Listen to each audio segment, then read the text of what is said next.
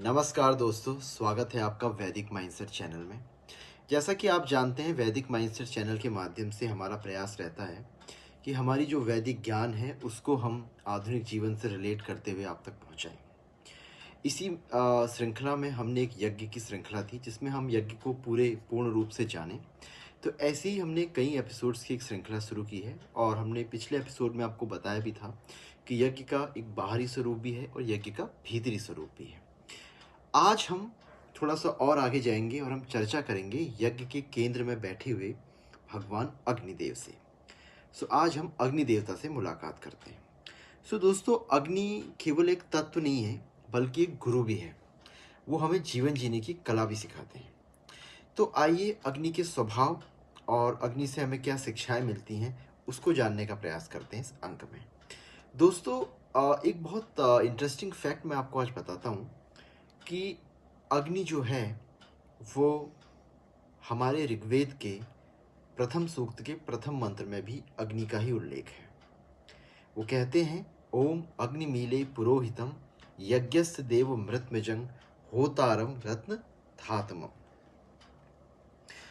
यहाँ पे वंदना की गई है अग्निदेव की और उन्हें यज्ञ का पुरोहित, देवता और सब रत्नों को धारण करने वाला बताया गया है। अग्नि को हम देवताओं का मुख भी कह सकते हैं, क्योंकि जो भी देवता की हम आहुति यज्ञ कुंड में देते हैं वो अग्नि के माध्यम से ही पहुंचती है, ऐसा हमारा भाव है। इसके अलावा अग्नि के दृश्य स्वरूप हैं, जैसे पृथ्वी में हम कई स्वरूपों में देखते हैं, यज्ञ कुंड में अग्नि है।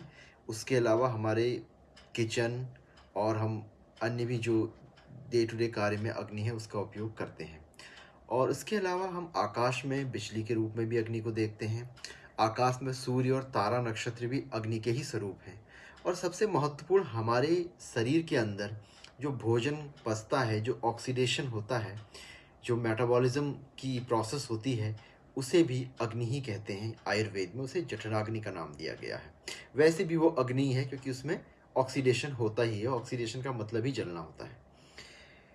दोस्तों, ये अग्नि के भौतिक स्वरूप थे। अब हम चर्चा करते हैं कि ये अग्नि के जो स्वरूप हैं, यज्ञ में अग्नि का जो स्वरूप है, या अग्नि का जो जन सामान्य में प्रचलित स्वरूप है, उससे हमें क्या शिक्षा मिल सकती है, हम उससे क्या सीख सकते हैं, हम उससे क्या मोटिवेशन ले सकते हैं। तो अग्नि का सबसे पहला जो मूलभूत गुण है वो है गर्म करना, ऊष्मा, उत्साह जिसे हम कह सकते हैं। तो हमारे जीवन में भी अग्नि की तरह उत्साह रहना चाहिए। दोस्तों, अगर अग्नि पूर्ण रूप से प्रज्वलित होती है तो उसका जो ताप है वो अपने आसपास के क्षेत्र को भी प्रभावित करता है। लेकिन वही अग्नि अगर धूमिल सी हो, धूं धूं करके जल रही हो, उसमें धुआं निकल रहा हो, तो वो आसपास के लोगों को परेशान करेगी। ऐसे ही अगर आपके व्यक्तित्व में उत्साह, एनर्जी और प्रसन्नता होगी तो वो आसपास के लोगों को भी प्रभावित करेगा। और अगर आप बिल्कुल उदास और डिमोटिवेटेड और डिप्रेस्ड रहेंगे तो वो आसपास के लोगों को ही प्रभावित करेगा। तो इस चीज़ की हम शिक्षा ले सकते हैं कि जैसे अग्नि पूर्ण रूप में प्रज्वलित होती है तो उसका लाभ होता है, वैसे ही हम अगर अपने पूर्ण उत्साह और मनोयोग से जीवन को जिए और जो भी हमारे कार्य हों, चाहे हम सेवा करते हों, जॉब करते हों, पढ़ाई करते हों, स्टडी में हों, कोई हमारा लक्ष्य हो, उसको हम पूर्ण मनोयोग से प्रसन्नतापूर्वक करें तो उसका लाभ हमें अवश्य मिलेगा। ये अग्नि की एक शिक्षा है। तो अग्नि की तरह ऊर्जा हमें अपने अंदर उत्साह रखना चाहिए, ना कि आलस, टालमटोल, डिप्रेशन, एंजाइटी को अपने अंदर नहीं आने देना चाहिए। अग्नि का एक और भी स्वरूप है, अग्नि को हम पवित्र भी मानते हैं।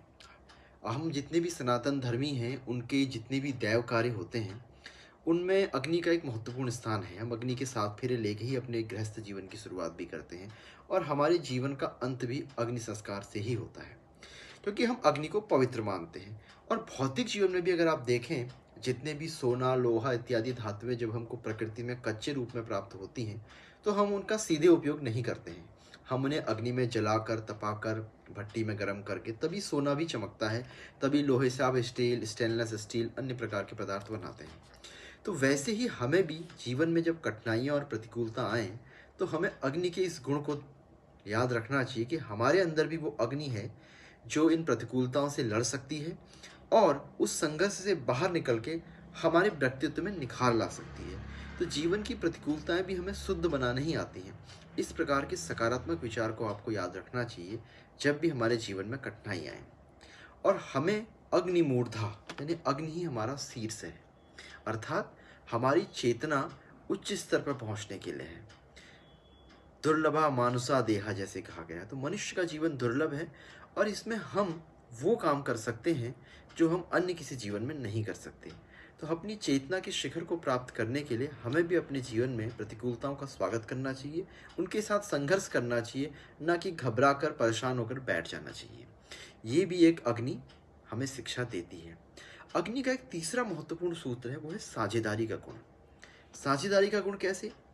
अग्नि जो भी आहुति हम अग्नि को देते हैं वो उसे खुद ग्रहण नहीं करती, उसको जलाती है और अग्नि के धुएं के रूप में वो आहुति जो है पूरे वायुमंडल में पहुंच जाती है।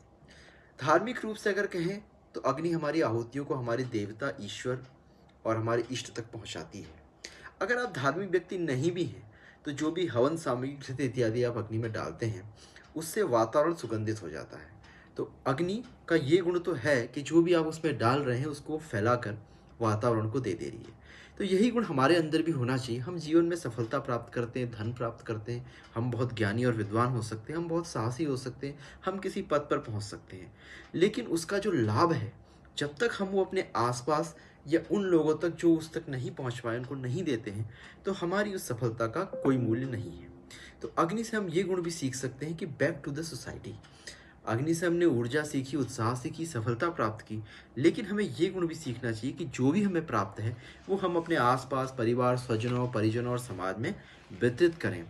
जैसे आपके पास बहुत धन है तो आप उसका कुछ अंश दान में, धार्मिक कार्यों में, या जो भी वंचित शोषित लोग हैं जिनको उसका लाभ मिल सकता है जरूर देना चाहिए।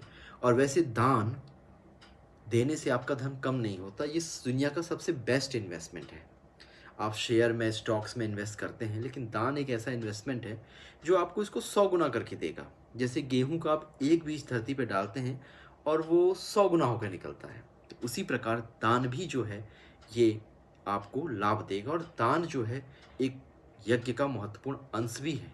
जब भी हम यज्ञ करते हैं तो उसमें हम दान जरूर करते हैं, अन्यथा वो यज्ञ पूर्ण नहीं माना जाता है। तो धार्मिक रूप से भी दान का महत्व है। आपके पास धन नहीं है बहुत ज़्यादा, आपके पास ज्ञान है, आपके पास योग्यता है, तो आप उसको बांट सकते हैं। आपके पास कुछ नहीं है, आप प्रेम तो बांट ही सकते हैं और आप अपना समय तो दे ही सकते हैं। तो ये सब चीज़ें हैं जो आप दान में कर सकते हैं। जैसे हम कहते हैं दीप से दीप जलाओ, तो ये एक कहावत भी है, अर्थात अग्नि से ही अग्नि फैलती है, तो गुणों से ही गुणों का प्रकाश फैलता है। आप प्रेम बांटेंगे, प्रेम फैलेगा, ज्ञान बांटेंगे, ज्ञान मिलेगा। तो ये भी एक अग्नि का महत्वपूर्ण स्वरूप है कि जो मिलता है उसे बांट देती है।